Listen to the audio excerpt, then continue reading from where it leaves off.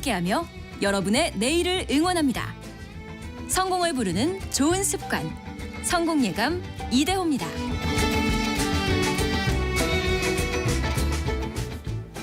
성공예감 이대호입니다.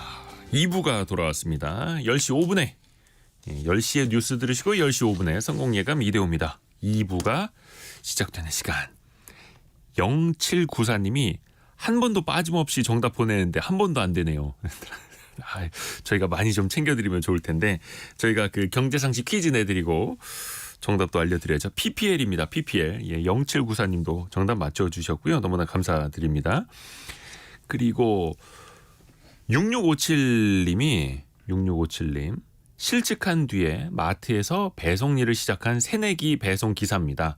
낯설고 생소한 일이라 온몸을 팥으로 도배하고 다니지만 사랑하는 가족이 있어서 더 열심히 일하고 힘내게 됩니다. 힘든 일상 오늘도 휴식 같은 성공예감 감사합니다 라고 또 보내주셨네요. 아유 감사합니다.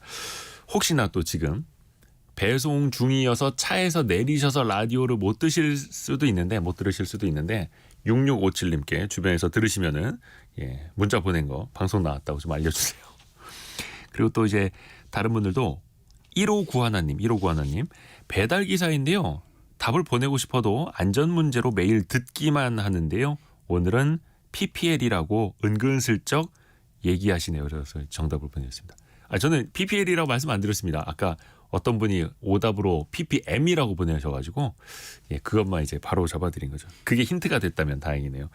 함께 참여해 주셔서 고맙습니다. 또 날씨 추워지고 있는데 혹이나 또 그 눈이나 이렇게 또 내릴 수도 있는데 배송기사님들 안전하게 다니시길 바라겠습니다. 항상 감사드립니다. 증시 상황 한번 볼까요? 증시 상황 지금 코스피 코스닥이 어떻게 움직이고 있는지 제가 창을 닫았었네요. 이거 큰일 났네. 김학균 센터장님 오늘 증시 좀 좋습니까? 네네네 오늘 오른세이네요. 코스피가 0.57% 올랐고요. 코스닥은 0.4% 오르고 있습니다. 제가 창을 바로 켰습니다. 코스피는 2520, 코스닥은 830 가리키고 있고요. 0.6, 0.4%씩 오르고 있습니다. 그리고 환율은 1299.9원, 1299.9원 가리키고 있습니다. 연말에 어떻게 좀 흐름이 좋을까? 11월엔 상당히 좋았는데 네. 개미스쿨 신영증권 리서치센터를 이끌고 있는 김학균 센터장과 함께합니다. 안녕하세요. 네, 안녕하십니까? 아니 11월에 네. 거의 9월, 10월에 10월에 떨어진 만큼 그 이상으로 11월에 반등을 쭉 했더라고요. 그렇습니다. 네. 뉴욕 3대 지수만 보더라도 한 8에서 10%대. 네. 코스피도 거의 11%대 올랐습니다. 주가 지수가 10% 이렇게 오르는 건 그야말로 급등이죠. 한 달에 네, 한 달 사이에. 그렇습니다. 네. 왜 그렇게 많이 올랐던 걸까요? 아무래도 저는 최근에 주가가 올라가는 과정에서 미국 금리가 계속 떨어졌거든요. 10년물 금리가 지난 10월 후반에는 한 5%까지 갔다가 이게 4.2%까지 계속 떨어졌습니다. 여러 가지로 또 이제 11월 초에 FOMC에서 금리를 동결하면서 시장 참여자들은 이제 연준이 금리를 못 올리겠구나라고 하는 좀 단서를 좀 얻었고요. 또 전체적으로 이제 금리 인상 끝나고 또 조기에 금리가 인하될 수 있다라는 기대, 그런 기대의 근간에는 11월에 발표가 됐던 10월의 소비자 물가 지수 같은 거 아니면은 개인 소비 지출 물가 같은 것들이 시장 예상치보다 낮게 나오면서 저는 전체적으로 보면 어떤 금리에 대한 금리 하락에 대해서 자산시장이 반응을 하는 모습이었다라고 생각이 되고요. 주가뿐만 아니라 지금 들어오면서 봤더니 비트코인이 4만 불도 넘어갔더라고요. 그렇기 때문에 모든 자산시장이 이제 주식과 가상자산이나 이런 것들이 미국 금리 하락에 연동이 돼서 반응을 했다고 생각합니다. 이제 확실히 금리 인상은 끝났다라고 시장이 이제 확신을 하는 거고요. 네. 이제는 금리 인하다. 네. 언제냐 이거 아닙니까? 네. 다음 주죠. 미국 현지 시간으로 13일 네. 미국의 FOMC, 네. 미국 연준의 이제 통화정책 회의가 열립니다. 여기에서는 어떤 데 우리가 일단 포인트를 두고 보면 될까요? 일단 3, 6, 9, 12월 FOMC는 연준 위원들이 점도표라는 걸 찍습니다. 이제 네. 각 연방준비제도 FOMC 연방공개시장위원회 금리를 결정하는 회의 멤버들이 각자가 생각하는 네. 내년 말의 금리, 장기 균형 금리 이런 걸 찍기 때문에 전체적으로 그 이번 달 FOMC에서도 미국이 금리를 동결할 거다라고 하는 거는 뭐 시장의 압도적인 그 의견이고요. 네. 그래서 이제 점도표 같은 걸 보면서 다음 금리 인하 시기 이런 것들을 시장은 좀 가늠하려고 할 것으로 보이고요. 연준 위원들이 각자 생각하는 금리의 수준 어디에다가 저 사람들이 점을 찍을까. 네. 네. 근데 이제 얼마 전까지만 하더라도 한 5월 정도의 기준금리 미국이 금리를 낮출 거다라고 하는 의견이 이제 그래도 다수 의견이었는데요. 시장 참여자들의 의견. 그렇습니다. 네. 근데 이제 지난주에는 3월 FOMC에서도 이제 미국 FOMC가 금리를 낮출 거야라고 하는 그런 어떤 의견이 다수 의견으로 대두가 됐고 그러니까 이제 금리가 떨어졌기 때문에 한편으로 보면은 이게 이제 주식시장에 조금 이제 위험 요인이기도 합니다. 위험 요인이 어떤 된다. 이제 기대를 먼저 앞당겼다라고 하는 거는 네. 기대를 먼저 앞당겼다라고 하는 거는 주가가 이제 좋은 것에 대해서 미리 반응을 해놓은 셈이거든요. 그래서 이 기대가 조금 어긋나게 되면 이제 시장이 좀 조정을 받을 수가 있는 건데 그렇죠. 금리 인하 시기가 더 빨라질 거야라고 하면서 증시가 세게 반등을 한 상황이니 네. 기대치가 많이 올라와 있는 거죠. 네. 근데 만약에 조기 금리 인하 사실 3월 금리 인하는 여러 가지 파격이거든요. 그럼 지금 당장 3개월밖에 안 남았어요. 예, 핵심 소비자 물가 지수 같은 게 예를 들어서 뭐 이자를 볼 거냐 뭐 이런 것들도 있고 2%대. 네. 그리고 최근에 이제 금리를 결정하는 힘이 결국은 지금까지 이제 연방준비제도가 인플레이션이 생기고 할 때 금리를 올리면서 긴축을 했거든요. 네. 근데 이제 긴축을 하면서 경기가 어느 정도 좀 나빠지는 걸 감내하고 인플레이션을 잡았는데 지금은 미국 경제가 뭐 앞으로는 어떻게 될지 모르겠습니다만 여전히 뭐 3분기 성장률이 5%가 넘은 거 아닙니까? 네. GDP 성장률이 이제 뜨거운데 이 뜨거운 이유 중에 하나가 미국 정부가 돈을 너무 많이 쓰는 재정 지출 때문이라고 여러 차례 말씀을 드렸는데 네. 지금 미국 정부가 이제 금년도 재정 지출 계획은 어느 정도 이제 조금 국채 발행을 줄이는 쪽으로 이제 계획을 짰는데 네. 내년 3, 4월부터는 다시 또 국채 발행이 늘어나게 되거든요. 아하. 그럼 이런 상황에서 정부가 막 돈을 쓰고 아직까지 핵심 소비자 물가 지수가 3% 중반에 있는 상황에서 내년 3월에 금리 인하가 정당화될 정도로 물가가 떨어질 거냐라고 생각을 해보면 제 생각에는 조금 최근에 이제 금리가 떨어진 거는 많이 좀 너무 좀 앞장서서 달려간 거 아닌가. 뭐 그렇게 될 수도 있죠. 약간 좀 시장이 좀 과속하고 있는 걸 수도 그렇죠. 있다. 다만 이제 그것이 될지 안 될지는 뭐 저 역시 알 수는 없지만 네. 상당히 좀 좋은 낙관적인 시나리오들을 이미 좀 많이 반영하고 있는 거 아닌가. 그렇다 그러면 금리가 여기서 더 떨어질 거냐라는 생각을 저는 하게 되고요. 그러면은 뭐 이제 금리와 주식시장을 연동해서 본다 그러면 주가 역시 여기서 금리 인하를 그 어떤 동력으로 해서 더 올라갈 거냐라 그러면 저는 뭐 지금 시점에선 좀 신중론의 편에 서고 싶습니다. 일단 너무 앞서갔다. 너무 빠르게 가고 있다. 네. 약간 그 말씀이시고요.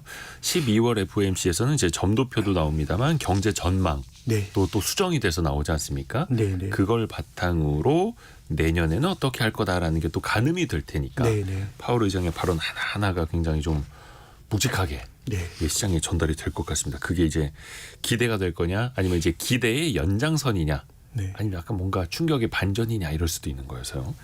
근데 파월 의장이 최근 발언을 보면 한 11월 초쯤만 하더라도 약간 좀 매파적인 발언도 했었고 11월 말쯤 가서는 좀 비둘기파적인 이야기도 했었고 네. 이게 시장이 그렇게 해석을 해서 그런 건지는 모르겠습니다만 큰 틀에서 달라진 거는 없어요. 데이터 중심으로 네. 가겠다. 데이터를 보면서 가겠다.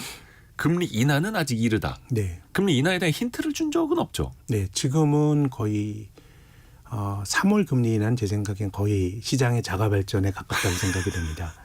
자가 발전이요. 이제 일단은 연준 의원들이 어떤 얘기를 하더라도 일단은 그들이 금리를 올리기 힘들 거다라고 하는 공감대는 형성이 돼 있는 것 같고요. 네. 그 과정에서 이제 금리 인하에 대해서는 연준 의원들이 실제로 그런 뜻을 가지고 있다라기보다는 제 생각에는 데이터를 보면서 판단하겠다라고 하는 게 가장 지금 합당한 그 태도인 것 같고 지금은 조금 앞서가는 그리고 또 이제 시장의 여러 가지 그 일종의 구루라고 할 수 있는 여러 사람들이 그 빌 에크먼이라고 하는 사람은 굉장히 아주 똑똑하게 투자로 돈을 많이 버는 사람인데 빌 에크먼은 뭐 리틀 버핏 이런 그렇죠. 애칭을 또 갖고 있는 분이죠. 근데 이 사람이 이제 최근에 금리가 올라갈 때 지난 8월 9월 달에 금리가 많이 올라갈 때 채권 시장에 일종의 이제 숏 포지션을 잡았습니다. 금리가 올라가서 채권 가격이 떨어지는데 이제 베팅을 한 거죠. 매도 포지션. 매도 포지션이죠. 네. 근데 이제 10월 후반부에 이 사람이 나는 이제 금리가 이제 더 안 오를 것 같다라고 하는 포지션을 풀면서 돈을 굉장히 많이 벌었다는 거 아닙니까? 많이 벌었죠. 근데 이 사람이 3월 달에 이제 조기 금리나 연준이 1분기 금리나 할 거라는 주장을 이제 지난주부터 이제 하고 있죠. 사실은 빌 에크먼이 조기 금리 인하론에 불을 댕긴 거죠. 그러니까 어떻게 보면 지금 시장에 미국 그 금융시장의 오피니언 리더인 거죠. 예. 나름의 이제 쏠림 효과도 있는 것 같고요. 근데 이제 빌 에크먼의 주장은 저는 뭐 그렇게 할 수 있다고 봅니다. 근데 이 사람이 주장하는 거는 지금 실질 금리가 너무 높다는 겁니다. 실질 실질 금리는 이제 우리가 보는 금리, 미국 국채 10년물 한 4.2% 하는 거, 또 미국의 연방기금 금리, 정책 금리는 5.25에서 5.5%이죠. 이런 것들은 물가가 반영되지 않은 명목 금리고요. 네. 여기서 물가 상승, 명목 금리에서 물가 상승률을 뺀 값이 실질 금리인데 네. 작년까지는 금리가 굉장히 높았지만은 물가도 굉장히 높다 보니까 그렇죠. 실제로 실질 금리는 상대적으로 높지 않았던 겁니다. 네네네. 명목 금리에서 물가 상승을 뺀 게 실질 금리인데 물가 상승이 높다 보니까 근데 최근에는 어떻게 보면 명목 금리는 뭐 한 달 동안 가파르게 떨어졌습니다만 기준 금리는 그대로 있고 네. 크게 보면 지금 4.2%가 되는 미국 국채 10년물도 그 올해 저점인 3.3보다는 굉장히 높아진 거거든요. 네. 그래서 이제 명목 금리는 떨어졌지만 그래도 레벨은 높은데 물가 상승률이 많이 떨어지면서 방금 3.3%라고 말씀해 주신 거 이제 미국의 소비자 물가 지수 상승률의 올해 저점. 아닙니다. 10년물 국채 저점입니다. 10년물 국채 저점이 3.3이었어요. 3.3, 3.4 이 정도까지 올라오기 전에. 그렇습니다. 아하. 예. 이제 그러다 보니까 상대적으로 이제 빌 에크먼은 경제가 이기지 못할 거다라는 주장을 실현하고 있는 겁니다. 실질 금리가 물가 떨어지는 것만큼 명목 금리가 안 떨어졌기 때문에 경제 활동을 하는 사람들이 실질적으로 부담하고 있는 금리 부담은 높고 그래서 경제가 상당히 안 좋아질 거다. 그렇기 때문에 연준이 금리를 낮춰야 된다는 주장이거든요. 네. 그래서 이 사람의 주장을 그대로 빌리더라도 이 사람은 어쨌든 경기의 급격한 둔화를 주장하면서 이런 얘기를 하는 거기 때문에 실은 이제 주식 시장이 어떻게 보면은 뭐 빌 에크먼이 영향을 주고 있다고 하더라도 올라가는 게 맞는지 상당히 이제 급격한 경기 하강 가능성을 염두에 두고 주장을 하는 거기 때문에 근데 제 생각에는 미국이 정부가 계속 지출을 한다 그러면 빌 에크먼이 생각하는 것보다는 미국 경제도 잘 안 식고 상당히 뜨거움이 유지가 되고 인플레도 잘 안 꺾이는 그런 상황이 이제 저의 의견인데요. 네. 그렇게 본다 그러면 제 생각에는 아무튼 물가 상승률이 연준의 긴축의 결과로 자연스럽게 물가 상승률이 둔화가 되면서 핵심 소비자 물가 지수 같은 게 2%대로 떨어지면 참 좋고 아니면 에크먼의 주장처럼 경기가 나빠져서 그 결과로 물가 상승률이 떨어질 수는 있는데 제 견해는 그런 모습이라기보다는 물가가 상당히 높게 유지가 되면서 연준이 금리를 낮추기가 그렇게 공격적으로 3월에 낮추기가 좀 힘들지 않을까라는 것들이 이제 조금씩 이제 의견의 차이라고 할 수 있겠네요. 그래서 좀 시장이 앞서간 것 같다. 네, 지금까지는 이제 그렇습니다. 시장의 자가 발전이었다라고 이제 김학균 센터장님은 말씀을 해주셨고, 필 에크먼 같은 경우는 내년 초에 금리 인하가 단행될 거다라고 보고 있는데 이게 이 사람의 전망일지 아니면 왜 당위론이라고 하는 거, 네. 이 상황에서는 금리를 내려야 한다라는 네. 걸지. 약간 좀 후자에 가까울까요? 어떻게 보세요? 뭐 이제 전망과 당위론이 같이 들어가 있는 것 같습니다. 어쨌든 경제가 많이 하중을 받을 거다. 이 사람이 이제 10월 달에 금리가 올라가는 거에 배팅하지 않았던 이유도 이 고금리는 내 생각보다 조금 더 올라갈 수는 있지만은 금리가 높게 유지가 되면 미국 경제가 버티지 못할 거기 때문에 그 결과로라도 이제 시장 금리가 떨어질 거라고 이제 봤던 거니까 그러니까 어떻게 보면 이제 이 사람은 결국 금리가 경제에 어떤 충격을 줄 수도 있다라는 생각을 가지고 있다고 봐야 될 것 같고요. 네. 그런 상황이라 그러면 우리가 뭐 누구의 말을 듣고 포지션을 잡거나 다 자기 머리로 생각해야 되지만 지금 미국 시장에 가장 큰 영향을 주는 에크먼 같은 사람의 견해를 보더라도 또 경기가 나빠지면 또 주식은 그걸 또 가격에 반영할 거기 때문에 제 생각엔 그런 것 없이 물가가 떨어지고 연준이 3월 달에 금리를 낮출 수 있으면 참 좋은 조합이고 네. 지금 이제 주가는 그런 가능성을 가지고 기대하면서 올라가는 건데 네. 저는 그게 가능하겠는가라고 하는 의문을 던지는 거죠. 어떤 좀 경기의 어떤 차가운 변화 없이 충격 없이 금리를 낮출 수 있는 환경이 올 거냐라는 걸 하는 거죠. 그래서 말 그대로 이제 골디락스 같은 상황만 기대하고 있기에는 너무 낙관적인 기대다. 경기에 충격이 없으면 연준이 3월에 금리를 낮추는 게 굉장히 부담스러울 정도로 물가가 상당히 높은 수준에서 유지가 되지 않을까라는 생각을 하고 있는 거죠. 어떤 미국 연준이 선제적으로 금리를 인하하기에는 네, 아직은 좀 물가에 대한 걱정이 크다. 저는 그렇게 봅니다. 네. 그 연준의 그 인사들 중에서 위원들 중에서 대표적으로 이제 매파로 꼽히던 사람이 네, 있습니다. 네. 크리스토퍼 윌러라는 분인데, 근데 이분이 최근에는 굉장히 비둘기파적인 발언을 좀 하지 않습니까? 네. 특히 인플레이션이 낮아졌다는 이유만으로도 금리 인하를 시작할 수 있는 거다. 네. 이런 이야기를 합니다. 그러니까 이런 그 연준 매파 인사들이 가지고 있는 일반적인 주장들, 예. 지금은 이제 연준을 떠났지만 브레이너드 같은 이런 그 대표적인 그 매파들은 네. 비둘기파들은 통화 정책의 시차 효과를 많이 주장을 합니다. 이거 결국 한 6개월이나 1년 뒤에 가야 효과 난다. 그렇죠. 이제 금리를 올리면 이 효과가 당장 나타나는 게 아닌데 네. 지금 물가라든가 경기가 충분히 꺾이지 않았다고 하더라도 이 효과는 시차를 두고 나타나기 때문에 지금 보이는 것만 가지고 판단을 내리게 되면 또 지금 보이는 데이터만 가지고 긴축 스탠스를 유지하게 되면 경제가 큰 탈이 날 수도 있다라고 하는 그런 주장들이거든요. 네. 그렇기 때문에 기본적으로는 이제 그런 맥락들인 것 같고요. 다만 이제 지금 매파 인사가 이런 얘기를 했다라고 하는 거는 조금 의외이긴 한데 네. 아무튼 지금은 올리지 못할 거다라고 하는 방점인 것 같고 내릴 거다라고 하는 거는 제 생각에는 조금 시장에서도 그거를 좀 확신할 수 있는 단서들이 제 생각의 단서는 미국 경기가 유의미하게 나빠지든가. 네. 그러니까 어떻게 보면 연준이 통화 정책을 할 때 금리를 올리는 건 인플레이션을 보고 많이 올리고요. 떨어질 때는 경기와 금융 시스템의 교란을 보고 내리는 경향들이 있는 것 같아요. 그러니까 지금까지는 인플레이션이 잡혔던 것도 2008년 글로벌 금융위기 때 결국 그전에 연준이 금리를 올렸는데 결국 심각한 금융위기가 나고 경기가 나빠지니까 물가가 떨어진 거거든요. 네. 그래서 지금까지 어떤 물가를 잡는 인과율을 보면 연준의 정책으로 큰 충격 없이 물가가 떨어진 적은 거의 없었고요. 금리 올리다 보니 큰 탈이 나고 그 결과로 물가가 뚝 떨어지는 적이 여러 번 있었거든요. 그렇기 때문에 연준이 이제 금리를 낮출 때는 경기와 금융 시스템의 교란 이런 것들을 보면서 의사결정을 이제 내릴 텐데 제 생각에는 아직까지 그런 단서들은 별로 없는 거 아닌가. 저는 여전히 미국 경제가 좀 뜨거운 거 아닌가. 그렇다면은 3월에 금리를 낮출 거다라고 하는 기대는 좀 앞서간 기대가 아닌가. 물론 이제 이런 기대는 시장의 기대는 늘 가변적으로 바뀌는 것이기 때문에 우리가 절대시할 필요는 없지만 지난주는 저는 시장이 좀 앞서갔다라는 생각입니다.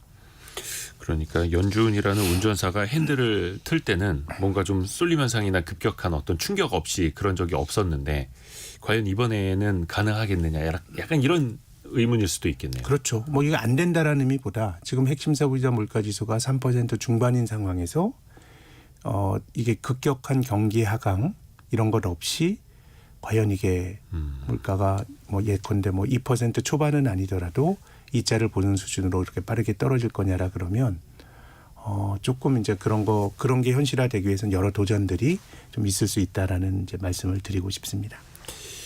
국내로 한번 돌아와서 이야기를 좀 들어보겠습니다. 최근에 코스피 같은 경우에는 11월에 미국 증시 따라서 좀 같이 이제 반등을 한 감이 있는데 11월 그 수출입 동향부터 좀 볼까요? 이게 어제도 이제 데이터가 좀 나왔었는데 수출이 지난해 대비 거의 한 7.8%, 8% 가까이 거의 올랐습니다. 네. 이 정도면은 선방했다. 데이터 잘 나왔다 볼 수 있을까요? 예. 어쨌든 계속 그 마이너스가 나다가 10월, 11월 수출 증가율이 플러스로 반전이 됐고요. 또 10월보다는 11월 증가율이 또 그 증가폭이 컸기 때문에 네. 제 생각에는 내년도에는 그래도 경제가 순환적으로 올해보다는 좀 나아질 수 있는 그런 어떤 단서를 좀 보여준 거 아닌가 싶어서 긍정적으로 봅니다. 순환적으로 올해보다는 나아질 수 있는 근거가 될 수 네. 있다. 그런데 그 10월 지표 나온 거 보면 조금 헷갈려가지고요. 네, 네, 10월에 산업 생산 네, 그리고 소비 투자 이 3대 지표가 다 감소를 했더라고요. 그렇습니다. 이거는 어떻게 해석을 해야 됩니까? 사실 생산은 수출과도 조금 연결이 되는 거긴 한데요. 네. 이 산업활동 동향이라고 하는 게 기본적으로는 소비나 투자는 전부 내수 항목이고요. 네. 그러니까 이게 어떻게 보면 좀 내수 쪽에 포커스가 맞춰진 지표라고 생각하시면 됩니다. 그러다 보니까 내년도에 이제 우리나라 경제 성장률이 뭐 2% 정도 초반할 거다라고 하는 게 관이나 민간이나 이제 그런 전망이 뭐 압도적 다수거든요. 뭐 네. 2.1, 2.2, 2%뭐 이런 정도 2% 초반에 형성이 되는데 올해 1% 초반 성장보다 개선이 될 거다라고 보는 거는 딱 두 가지밖에 없습니다. 하나는 기저효과. 수출 증가율 플러스도 기본적으로는 기저효과가 크고요. 네. 품목으로는 반도체 반등 이런 겁니다. 그래서 뭐 특히나 이제 내수나 이런 쪽은 아직도 우리나라 금리가 굉장히 높고 또 가계부채 굉장히 크고요. 또 내수를 결정하는 게 이제 민간 소비 그리고 기업의 투자 또 설비 투자 정부 지출 이 네 가지가 어떻게 보면 내수를 결정하는 거거든요. 하나하나 뜯어놓고 보면 뭐 민간 소비는 우리나라 가계부채가 너무 규모가 많기 때문에 한국의 가계부채 쪽에서 뭐 큰 탈이 나진 않더라도 가계가 소비를 늘리는 데는 굉장히 이제 가계부채가 소비의 발목을 잡는 거고요. 설비 투자. 한국 기업들은 전 세계에서 가장 왕성하게 투자를 하고 있습니다. 네. 그런데 그 투자를 한국 땅이 하는 게 아니라 외국에 지금 하고 있는 거잖아요. 아. 미국 땅에 지어야 되고 네. 이런 것들은 실은 산업활동 동향이나 GDP에 잡히지 않는 투자입니다. 네. 그래서 그 기업이 투자를 해서 성과를 본다 그러면 그 기업의 주주가 되게 되면은 그 기업이 누리는 과실을 주주로서는 볼 수 있겠지만 국민경제 전체적으로는 주주가 가지는 이익과 국민경제 전체적으로 갖는 이해관계는 좀 분리가 돼서 나타날 가능성이 있고요. 뭐 건설 투자 이거는 뭐 우리나라는 뭐 과잉이고요. 또 정부 지출은 우리 그 보수적인 색채를 가진 정부가 이 출범을 하면서 이제 재정 건전성에 또 그 초점을 맞춰서 상당히 이제 경직적인 예산을 가져가겠다라고 하고 있기 때문에 그래서 전체적으로 보면 뭐 이제 수출과 반도체를 제외하게 되면 내년도에 이제 성장률이 좀 좋아진다고 하더라도 뭔가 우리가 생활인으로서 느낄 정도의 어떤 경기 회복이나 이런 것들은 아니지 않을까라는 생각이 들고요. 그거를 어떻게 보면 산업활동 동향이 어느 정도는 좀 보여줬다고 생각합니다. 소비는 둔화되고 있고 투자는 해외로 나가고 있고 그 중에서 수출이라도 계속해서 좀 증가를 해야 또 버팀목이 될 텐데요. 아까 우리가 그 미국 쪽 물가 이야기 왜냐하면 미국의 금리 인하를 보려면 물가가 가장 중요하니까 그 이야기를 좀 해봤는데 국내 물가를 놓고 보면요 한국은행이 지난주에 그 금통위 하고 나서도 소비자 물가 내년에 우리나라 소비자 물가 전망치를 2.4에서 2.6% 오히려 더 높게 잡았어요. 네. 이거는 그러면 내년에도 물가는 진정되지 않을 것이다라는 확실한 신호일까요? 왜 그럴까요? 근데 제 생각에는 뭐 이제 미국이나 한국이나 소비자 물가 지수는 그 나라 국민들이 가장 많이 쓰는 품목들을 가지고 결정하기 때문에 네. 이거를 뭐 같이 비교하는 데는 무리가 있습니다. 구성 항목들이 다르거든요. 그렇죠. 한국은 주거비 비중이 미국보다 훨씬 낮고요. 예. 또 중국은 돼지고기 비중 같은 게 높고 돼지고기 좋아하니까 일률적으로 비교하기는 어렵지만 제 생각에는 2% 중반 물가라 그러면 네. 이거는 물가 안정으로 저는 보는 게 맞지 않을까라는 생각입니다. 아, 2% 중반 정도면 어떻게 지금은 이제 물가가 떨어지기에는 뭐 글로벌 밸류체인이 좀 바뀌고 있고 또 크게 보면 원화 가치가 과거보다는 조금 이제 낮아지는 달러 대비해서 네. 미국 경제가 상대적으로 괜찮잖아요. 또 뭐 여러 가지 밸류체인을 자기 입맛에 맞게 막 재편을 하는 과정에서 뭐 미국 경제가 다른 데보다 나으니까 어떻게 보면 이제 달러 가치가 좀 높아질 수 있고 원화 가치가 약하다는 이것도 이제 좀 물가에 부정적인 영향을 줄 수 있는 요인들이거든요. 네. 그래서 저는 한국은행이나 전 미국도 마찬가지라고 생각이 드는데 물가를 지금까지 고수해왔던 2%에 맞추려 그러면 여러 가지 부작용이 너무 클 것 같아요. 인플레를 잡기 위해서 긴축을 더 길게 하고 그렇게 본다 그러면 물가 상승률 그 전망치가 중앙은행의 물가 상승 전망치가 2.4%에서 2.6%로 높아진 거는 뭐 한편으로는 야 인플레이션이 참 쉽게 잡히지 않겠구나라고 생각할 수도 있지만 네. 이 정도 물가라 그러면 제 생각에는 우리가 감내하고 살아야 될 물가 수준 아닌가라는 생각이 들고요. 그래서 비슷한 기준으로 보면 앞서 말씀드렸지만 미국은 핵심 소비자 물가 지수나 아니면 핵심 그 소비 지출 물가 같은 것들이 한 2%대로 좀 들어오게 되면 지금 네. 3% 중반이잖아요. 이제 물가가 어느 정도 안정이 될 수 있다라고 이제 볼 수 있는 것 같고 한국도 이 정도면 저는 이 정도만 돼도 상당히 하느니 물가 말고 다른 걸 보고 통화 정책을 펼 수 있는 환경이 마련이 되는 거 아닌가라는 생각입니다. 물가가 2%대 중반이면 네. 그 정도면 물가 안정 수준으로 봄직하다. 저는 이제 균형 물가가 좀 바뀌고 있는 거 아닌가. 예전에 안정적으로 봤던 물가가 2%라 그러면 네. 지금은 한 2.5% 정도 된다 그러면은 뭐 나름의 어떤 균형이 잡힌 물가로 볼 수 있다고 생각합니다. 그런데 내년에 한국은행이 보는 우리나라 내년 경제 성장률 전망치는 2.1% 네. 정도입니다. 네. 가까스로 2%는 넘어설 거다. 근데 이게 물가가 2.6 오르는데 네. 경제가 2.1 성장을 하면 네. 실질적으로 0.5%포인트만큼의 근데 요 지금 하는 그 GDP 성장률은 일종의 이제 GDP 디플레이터라 그래서 물가를 감안한 실질 성장률이고요. 아하. 만약에 이제 명목 성장률이라 그러면 한은의 성장률에다 이 물가 상승률을 이제 좀 더해야 되겠죠. 그래서 오히려 뭔가 우리의 삶이 그냥 후퇴하는 수준까지는 아닐 것이다. 아니지만 좀 팍팍하죠. 2.1%이 성장이란 거는 성장률의 둔화는 어느 정도 우리가 감내해야 되겠지만은 네네.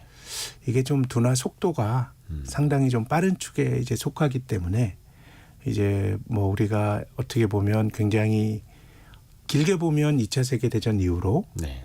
조금 범위를 좁혀서 보더라도 1960년대 이후로 저는 대한민국이 정말 그 성공의 역사를 썼다고 생각하거든요. 네. 근데 이제 그런 고성장의 경제에서 뭔가 성장 둔화의 경제에 우리가 적응하면서 살아가는 게 지금 수년의 우리의 삶인데 근데 둔화가 되는 속도가 너무 조금 빠르다는 생각은 들고요.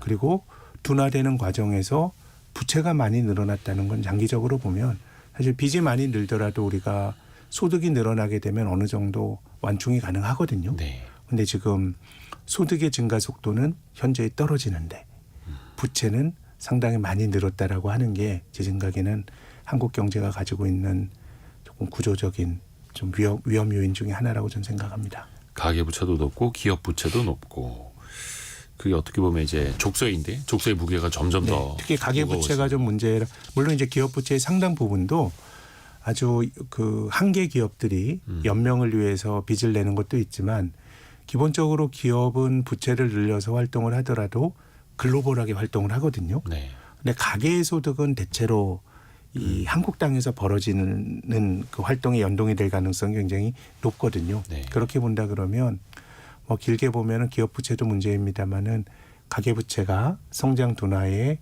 좀 부메랑은 더 크게 좀 다가오지 않을까. 그러니까 올해 경제 성장률이 굉장히 낮습니다. 올해 성장 1% 초반이라 그러면 역대 5번째로 낮은 성장률입니다. 1980년 2차 오일 쇼크, 1998년 IMF 외환위기, 또 2009년 글로벌 금융위기, 또 2020년 코로나 팬데믹 때가 올해 예상되는 성장률보다 성장률이 낮았거든요. 근데 이제 제가 드리고 싶은 말씀은 경제는 좋았다 나빴다 하는 겁니다. 네.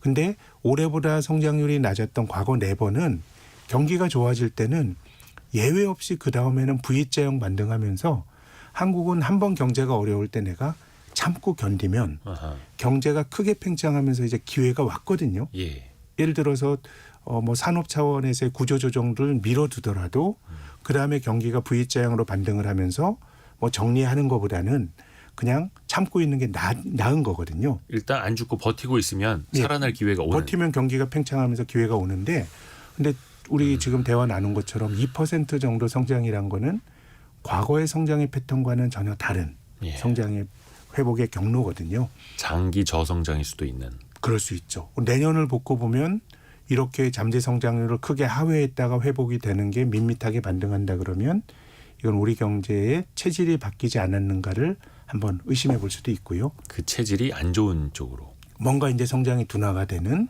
뭐 이런 쪽으로 가는 거니까 한편으로 우리가 저는 성장 둔화를 받아들여야 된다고 봅니다. 어떻게 계속 경제가 청년처럼 이제 뜀박질을 합니까? 그래서 저는 굉장히 안정적인 경제 구조로 간 것 같은데 네. 이제 중요한 거는 경제 주체들이 과연 그런 어떤 저속 성장에 그 적응이 됐나? 저는 좀 부적응이 있다고 봐요. 지금 부채가 늘어나고 이런 거는 그거는 그 저속 성장에 대한 대처는 아닌 거거든요. 그러니까 가계가 건전하고 네. 빚이 많이 없고 하면 고성장을 하지 못하더라도 버티면서 네. 꾸준히 지속 가능하겠지만 고성장을 통해서 그러니까 자산 가치가 오르지 않고 이런 상황이 이어진다면 가계도 버틸 힘이 조금씩 더 떨어질 그러니까 수 있는. 성장이 아주 급격하게 둔화되는 국면에서 이거는 많은 나라들이 그런 경로를 가거든요. 네. 근데 가계의 부채가 아주 급속하게 그 국면에서 늘었다라고 하는 거는 한국이 가진 좀 특수한 성격이기 때문에요. 뭐 이런 점들 우리가 경제 생활하면서 한번 좀 자기가 어쨌든 좀 효율적으로 경제 활동을 하기 위해서도 한번 고민해 볼 만한 대목이라고 봅니다. 그러니까 이게 국가적으로 장기 저성장 국면에 이제 초입 아닌가라는 걱정도 들겠고요. 유가 이야기 잠깐 한번 좀 볼까요? 그 유가는 얼마 전에 그 오펙 플러스에서 네. 원유 생산을 좀 줄이자, 네. 감산을 하자. 네.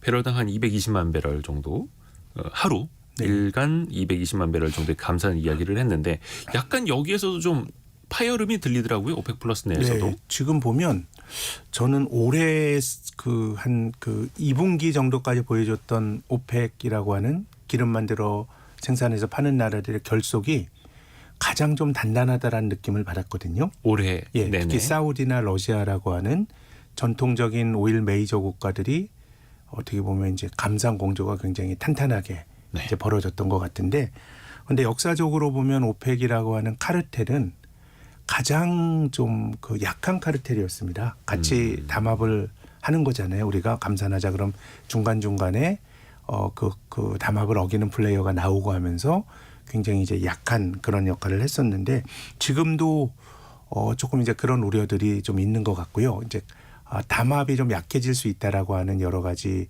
그 주변 이야기들이 나오는 것 같고, 그래서 뭐 지금 유가는 제 생각에는 뭐 경기 둔화 중국 경제가 좀 둔화가 되고 있다라고 하는 걱정은 있는 것 같아요. 지난주에 중국의 이제 그 11월 제조 PMI가 나왔잖아요. 네. 그래서 중국은 부동산 쪽은 구조 조정을 하고 나름은 급격한 경기 둔화를 막기 위해서 정부가 부양책을 쓰는데 네. 제조 PMI가 또 50 밑으로 떨어진 거거든요. 그렇게 보면 제 생각에는 최근에 유가가 떨어진 건 중국 수요에 대한 우려가 좀 있고요. 또 한편으로는 이제 뭐 앙골라 같은 나라 굉장히 적은 나라긴 한데 이런 어떤 그 커머디티라고 하는 일종의 그 범용 제품은 수요와 공급이 조금만 어긋나도 수급 불균형에서 수요가 조금만 많아도 이제 급등을 하고요. 네. 반대의 경우는 또 주가 그 가격이 떨어지는데 제 생각에는 중국에 대한 경기에 대한 우려 그리고 또 담합이 예전처럼 느슨해질 거다라고 하는 관측 뭐 이런 것들이 최근 유가에 영향을 주고 있지 않나 싶습니다. 그래서 당장 우리가 주유소 가더라도 최근에는 기름값이 안정되어 있는 네. 걸 좀 체감을 할 수가 있는데요. 이게 우리가 앞에서 수출 이야기 잠깐 좀 했습니다만 우리가 안정적인 경제 생활 이어가려면 수입도 안정적이어야 되는데 네. 최근에 이거 공급망에서 또 위험 신호가 나타납니다. 네, 네. 당장 지난 주말 사이에서도 뭐 전에 좀 예고가 됐던 바이기는 합니다만 중국이 요소 네, 네. 수출을 또 이제 제한한다라는 이야기가 나왔고 네, 네. 또 한 달 전부터 또 예고를 했던 것 중에 하나가 네. 흑연 수출도 이제 통제를 한다라는 겁니다. 네. 이거는 좀 어떻게 우리가 받아들여야 일단 될까요? 충격이 좀 주말에 있어요. 중국이 그런 얘기가 나왔고요. 그리고 또 이제 미국 그 러먼트가 상무부 장관인가요? 네. 예. 이 사람이 동서냉전 시대에 했던 수준의 이 수입 통제라든가 이런 걸 또 해야 된다는 얘기를 했으니까 에이펙에서 미중 정상회담 한 이후에 뭐 이제 그 경제적으로는 별다른 협의가 없었다는 얘기가 나왔는데 여전히 이제 주고받는 이제 그런 국면이 시작이 된 것 같고요. 네. 뭐 그렇게 본다 그러면 이것이 뭐 어느 정도는 우리나라도 다변화를 했습니다만은 여전히 이제 중국 의존도가 높기 때문에 뭐 어느 정도까지 중국이 규제를 할지는 봐야 되겠습니다만은 조금 뭐 주름이 잡힐 수 있는 그런 이슈로 봐야 되지 않을까 싶습니다. 그러니까요. 이게 우리나라가 또 공급망을 다변화한다라고는 합니다만 그래도 사실 이게 하루 이틀 만에 되는 게 또 아니다 보니까 그러니까요. 예. 산업적으로도 충격을 또 다변화하더라도 뭐 비용이 좀 많이 드는 뭐 이런 거겠죠. 뭐 그렇죠. 요소수 같은 거는 베트남 같은 데서도 우리가 다변화를 하고 있는데 이제 들어오고 하는데 비용은 더 많이 드는 거니까 이게 전체적으로 앞서 말씀드린 뭔가 살아가는데 우리가 비용이 좀 높아지는 그런 경제로 가고 있는 거 아닌가라는 생각이 듭니다. 앞에서 저희가 일부에서 오늘의 경제뉴스 시간에 정리를 좀 해드렸습니다만 과거에 요소 같은 경우에 중국에 기댔던 비중이 70%였는데 네. 최근에는 90%로 외려 더 높아졌다라는 거잖아요. 중국산이 싸니까. 네. 그래서 수입산 다변화하자 해도 수입 현장에서는 저 중국산이 저렇게 싼데? 그럼 결국 중국산 더 많이 네. 끌어왔던 것이고 또 이때 또 한번 화들짝 놀라면서 또 다시 다변화 또 이야기하는 거고요. 이게 항상 이렇게 또 반복이 되고 있습니다. 미국 쪽에서 또 우려가 드는 게 배터리 관련 산업인데 네. IRA 그러니까 인플레이션 감축 법안 자체는 좀 우리가 이제 익숙해졌습니다만 이걸 더 이제 한층 강화하고 있습니다. 특히 중국 자본의 지분율이 25% 넘는 합작법인이 배터리 소재를 대준다면 네. 보조금 지급 대상에서 제외하겠다라는 카드를 꺼내 들었습니다. 우리 우리나라 업체들이 좀 기업들이 많이 영향이 중국과 좀 제휴를 맺고 있거든요. 예.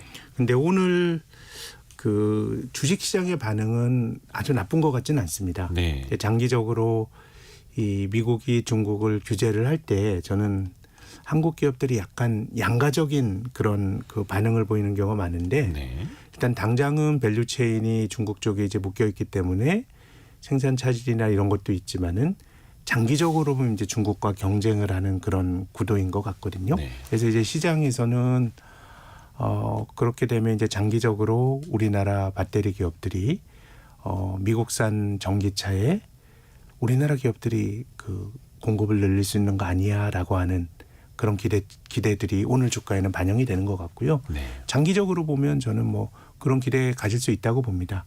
다만 이제 당장의 생산이나 이런 걸 하려 그러면 우리 기업들이 중국과 한국과 중국 간의 합작 법인이 많은데 그러려면 이제 중국 지분을 25% 밑으로 떨어뜨려야 되거든요. 네. 떨어뜨려야 되는데 지금은 오늘 조간을 보면 우리가 지분을 더 사서 어떻게 보면 우리 기업들이 그 부담을 더 지분 살려면 돈이 필요하니까요. 자금 부담이나 이런 얘기들이 나오는데 근데 중국이 그렇게 또 팔까?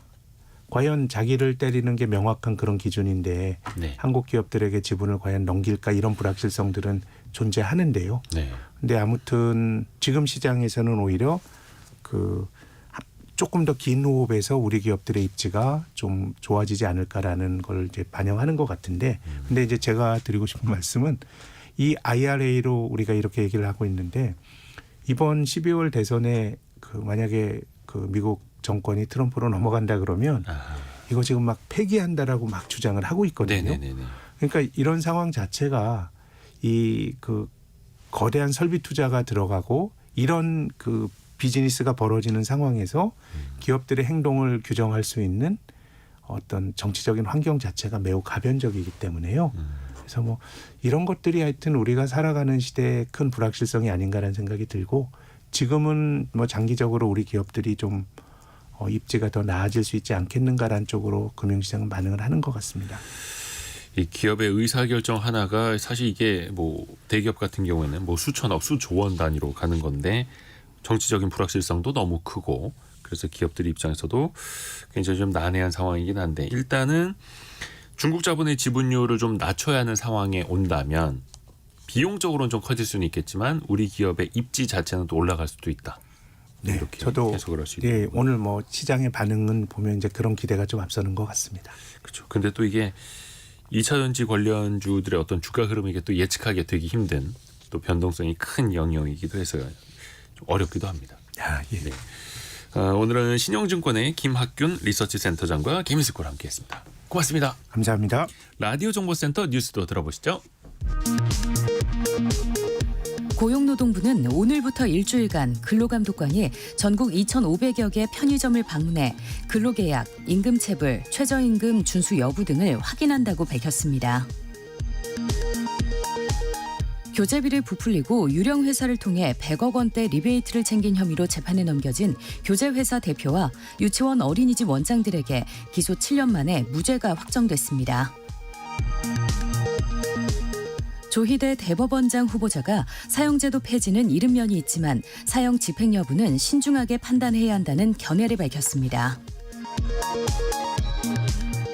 마이크로소프트의 창업자 빌 게이츠는 전 세계가 지구 평균 온도 상승폭을 2도 이내로 유지하자는 2015년 파리 기후변화 협정의 목표를 달성하기 어려울 것이라고 내다봤습니다. 지금까지 라디오 정보센터 조진주였습니다. 여러분의 질문을 모아서 저희가 답해드리는 시간이죠. 애프터 서비스 시간, 오늘은 곽지현 리포터와 함께합니다. 안녕하세요. 네, 안녕하세요. 어떤 질문 들어와 있나요? 네, 7198번님이요. 카센터에서 카드 결제하면은 부가세 별도로 내라고 하는데 이거 괜찮나요? 보내셨고요. 이어서 1321번님은 공구 가게에서 카드 결제하면은 왜 수수료를 별도로 받나요? 이거 불법 아닌가요? 이렇게 보내셨어요. 불법 맞습니다. 그렇죠. 이렇게 하시면 안 되죠. 그렇죠. 우선 이 여신 전문 금융업법을 보면요. 이 신용카드 가맹점은 카드 결제를 거절하거나 이 카드 회원을 불리하게 대우하지 못한다. 이 가맹점 수수료를 카드 회원에게 부담해서는 안 된다. 이렇게 나와 있어요. 네. 그러니까 카드 결제 거부하거나 이 부가세 수수료 내세요 이렇게 하는 거는 엄연한 불법이니까요. 이 신고하셔야 되겠죠. 이 신고는 국세청 그리고 여신금융협회에 하시면 됩니다. 이 국세청 이 홈택스 사이트에 민원 신고하실 수가 있고요. 예. 이때 거부 금액 20%에 해당하는 금액을 포상금으로 받을 수가 있어요. 그리고 종합소득 가산세 5%가 부과됩니다. 이 신고는 거래일로부터 한 달 안에 하셔야 된다는 거 기억하시고요. 또 여신금융협회 소비자 지원센터 홈페이지에서도 신고하시거나 또는 전화로 이 서울지역번호 02-2011-0700 2011-0700 이 번호로도 신고하시면 됩니다. 이때 잘 증명하셔야겠죠. 근데 진짜 네. 그 카드 결제 받을 때 상인들이 추가 비용을 요구한다라는 거 정말 저희한테 많이 많아요. 들어오는 것 같아요. 네. 계속 반복이 됩니다. 근데 그럴 때는 국세청이나 여신금융협회에 신고를 하시면 그렇게 이제 가격을 전가하시려는 상인분들이 어떤 좀 페널티를 받을 수 있다라는 거죠. 네. 다음 질문은요. 네, 3705번님이 보내셨네요. 이 카드 수수료를 가맹점이 부담하는 게 문제 아닐까요? 이 카드 사용하면은 이익은 뭐 회원이 받을 텐데 포인트 뭐 적립할 수가 있겠고요. 그런데 왜 가맹점이 수수료를 내는 건가요? 아마 상인분들께서는 이거 되게 억울해하실 것 같아요. 아니 저 카드 쓰는 사람들이 수수료를 내게 해야지. 우리가 이거 팔아서 얼마나 남긴다. 우리가 이거 수수료 다 내야 되느냐. 물론 일견 이해는 갑니다만 네. 가장 대표적인 거 이걸 생각해 보시면 더 좋을 것 같아요. 어떤 사람이 우리 집에서 카드로 100만 원어치 물건을 사갔어요. 근데 그 사람이 100만 원을 안 갚고 있어. 그러면 이걸 파신 상인분들이 100만 원을 떼이나요? 아니죠. 네. 카드사에게 이 상인분은 100만 원을 받게 되죠. 그 그렇죠. 사람이 카드 대금을 갚든 안 갚든 그 위험을 상인은 지지 않고 그걸 카드사가 지게 됩니다. 그렇다 보니까 대표적으로 그 신용 위험에 대해서 상인들은 좀 자유로울 수가 있는 거죠. 그런 비용이 가장 크게 저는 담겨 있다고 보고 거기에다가 이런 인프라를 깔아드리는 비용 또 가맹점의 편의성이 높아지니까 매출이 좀 높아질 수 있는 거고요. 네. 그러한 저러한 비용들이 카드 수수료에 담겨져 있다. 이렇게 생각하시면 또 좋을 것 같습니다. 네. 그리고 이어서 9449번님은 복권은 왜 현금만 받나요? 사행성 때문이죠. 사행성. 만약에 이거를 복권을 신용카드로 살 수 있다라고 하면 당장 나는 돈이 없지만 미래의 돈을 현재로 끌고 와서 복권을 사겠다라는 거니까 그래서 정부에서 아예 복권 및 복권 기금법으로 신용카드 결제 방식으로는 팔아서는 안 된다라고 못을 박아놓고 있는 겁니다. 사행성 우려가 있기 때문에요. 그리고 1인당 10만 원으로 규제를 하고 있죠. 물론 이것도 빠져나갈 구멍은 있습니다. 한 가게에서 10만 원, 저 가게에서 10만 원 또 이렇게 하시기도 하는데 네. 그래도 명목상으로는 사행성 조정을 좀 피하기 위해서 이렇게 하고 있다. 이해하시면 좋을 것 같습니다. 다음 네. 질문은요? 1052번님이 기부도 소액 결제하는 따뜻한 12월이 됐으면 합니다. 아유, 기부도 감사합니다. 네, 소액 결제 가능한가요? 보내셨는데요. 어허. 가능합니다. 이 휴대폰 소액 결제로 기부 문화 동참하시는 분들 정말 많고요. 그 예전에는 정말 우리가 현금 많이 냈잖아요. 네. 이런 현금뿐만이 아니라 또 계좌 이체뿐만이 아니라요. 요즘에는 비대면 방식도 하고 있고 또 특히 구세군 자선 낭비에 많은 분들도 보셨을 거예요. 이 신용카드 결제 시스템이 있습니다. 그래서 이 현금이 없어도요 카드 결제로 기부할 수가 있고요.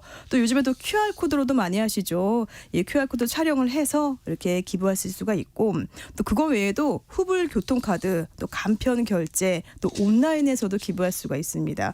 그리고 사랑의 열매도 QR 코드로 찍어서 기부할 수 있으니까요. 이번 겨울에 많이들 동참하시기 바랍니다. 근데 이제 기부할 수 있는 방법이 굉장히 다양해지고 간편해지고 편리해지고 예전에는 송금 자동이체가 대표적이었는데 이제 맞아요.